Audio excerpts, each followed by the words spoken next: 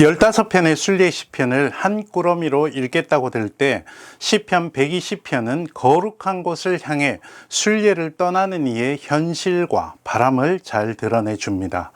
시인이자 기도자요, 구도자인 이 사람이 어떤 현실에 맞닥뜨리고 있는지 구체적으로 알 길은 없습니다. 어쨌거나 2절부터 이어지는 강구에 비춰보면 순례자가 고달픈 삶에 지쳐 있다는 사실만은 뚜렷합니다. 순례자가 본문에서 밝히지 않지만 순례자는 이런 현실에서 떠나 거룩한 곳, 구약 성경의 전통으로 보자면 예루살렘에 있던 성전으로 가서 다시금 여호와 하나님을 만나 그분의 대답을 듣고 싶어함에 틀림없습니다. 그것이 그의 마음 깊이에 자리 잡은 바람일 테죠. 그래서 이 시편은 순례를 떠나기 직전에 부르면 적당하다고 여길 수 있습니다.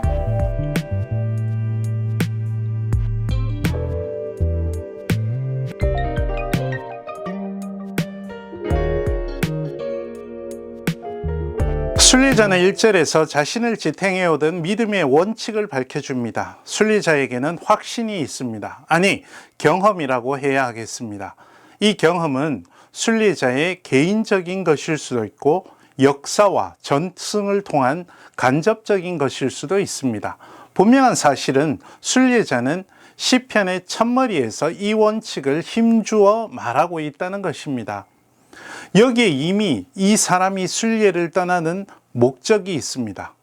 곧 순례자의 경험을 다시 확인하기 위함입니다.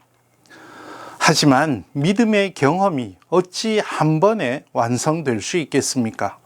사람들이란 아무리 대단한 경험을 하더라도 이내 그 감격을 잊어버리고 거듭 실망하고 좌절합니다.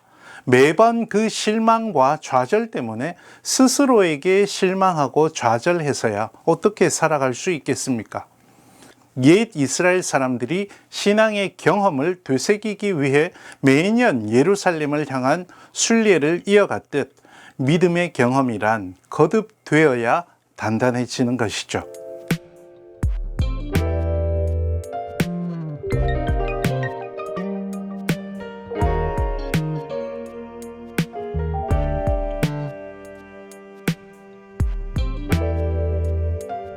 이 구절에서 우리는 순례자가 부닥친 현실이 무엇인지를 가늠해 볼 수 있습니다.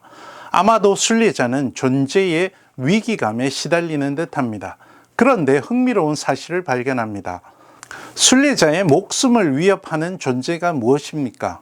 본문을 가만히 읽어보면 그것은 대단한 물리적 위협이 아닙니다. 의인화되어 표현하는 속이는 입술과 사기치는 혀죠. 입술과 혀에서 나오는 거짓말과 언어폭력은 사회와 개인의 관계를 망치는 적입니다. 사람에게 받은 상처, 특히 말에서 비롯한 상처는 좀처럼 치유하기 어렵습니다. 우리는 속이는 입술과 사기치는 혀에서 자유롭습니까? 그렇지 않을 겁니다. 우리 마음에 뚜껑이 있어 열어본다면 정말 볼만하지 않겠습니까? 그런데도 우리는 정작 우리 안에 무엇이 있는지 들여다보는 데는 서투릅니다.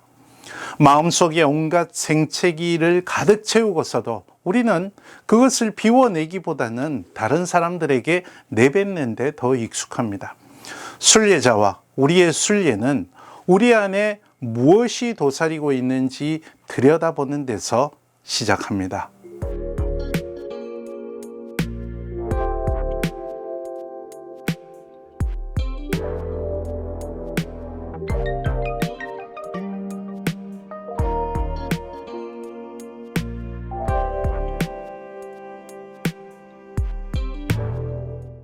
4절에서 불화살이나 로뎀나무 숫덩이는 결국 절대자 하나님에게서 오는 심판을 상징하죠. 그런데 여기서 주목해야 할 점이 있습니다.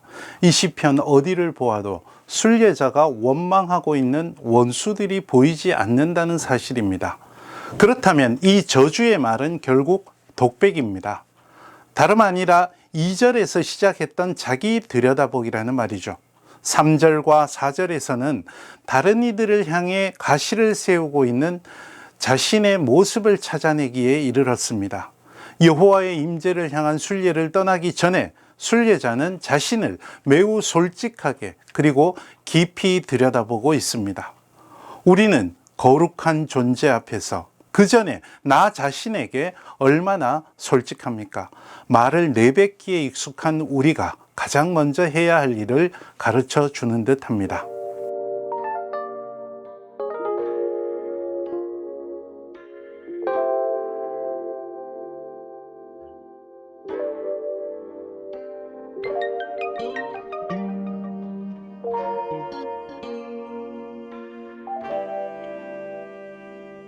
이제 우리는 순례자가 문제의 해답을 찾아가는 과정을 잘 엿볼 수 있습니다. 먼저 5절에서 순례자는 자기 자신과 세상 사이에 있던 단절의 문제를 언급합니다. 순례자는 자신의 삶을 나그네살이로 규정합니다. 나그네살이는 이방인으로 산다는 이야기입니다. 더구나 그 나그네살이가 하루 이틀에 끝날 한시적인 것이 아니었다는 점을 강조해서 이런 시간적 측면을 말하고 있습니다. 한편 뒷부분에서는 아라비아 사막에 유목민들이 거주하는 케다르의 장막까지라고 언급하는데 이는 나그네살이의 공간적인 측면을 확장하는 언급이라고 볼 수 있겠습니다. 이 구절을 좀 더 확장해서 풀이하자면 순례자는 언제 어디서나 자신의 삶을 나그네살이로 여겼다고 볼 수 있습니다. 소통이 되지 않는 외롭고 힘겨운 삶을 살아왔다는 말을 순례자는 이토록 생생하게 표현하였습니다.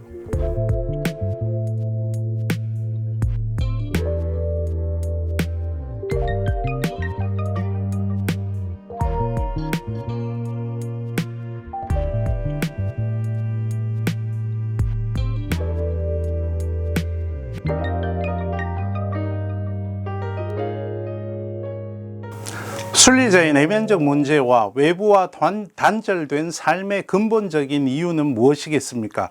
순례자의 절규에 대한 해답을 찾기 위해서는 이 문제의 원인을 먼저 찾아내야 합니다. 본문에서 순례자는 평화, 샬롬을 원한다고 말합니다. 개인적 차원에서 샬롬은 하나님과 맺는 관계에서나 사람들 사이에서 맺는 관계에서나 자연과 맺는 관계에서 아무런 문제가 없는 상태를 아우르는 개념이라고 할 수 있습니다. 모든 것들이 제 몫을 누리며 각각 제자리를 찾아 머무는 것입니다. 순례자는 그런 온전한 관계를 유지하는 머무름을 원합니다. 그러나 현실은 달랐습니다. 현실에서 순례자가 고립된 채 상처를 안게 된 이유는 여러모로 순례자가 바라는 그 머무름을 원하지 않는 사람들과 부닥치고 있는 관계 때문이었습니다. 1절에서 보건대 순례자는 하나님과 맺는 관계에서 샬롬을 잘 유지하려고 노력했던 인물일 것입니다. 그러나 속이는 입술, 사기치는 혀로 비유된 주위의 사람들이 가진 세속성은 순례자를 괴롭혔고 순례자의 그 어떤 말이나 행동에도 그들은 전쟁으로 극대화하여 표현된 반감을 표시하고 공격했던 듯합니다. 그러니 순례자의 과제는 샬롬의 관계를 온전하게 회복하는 길을 찾는 것입니다. 순례자를 둘러싼 사람들이 모두 샬롬을 원하도록 바꾸든지 아니면 순례자 자신이 부조리한 삶, 고립되고 소외된 삶을 이겨낼 새로운 동력을 얻어야 합니다. 순례의 시편이라는 묶음에서 봤을 때 순례자는 후자를 택합니다.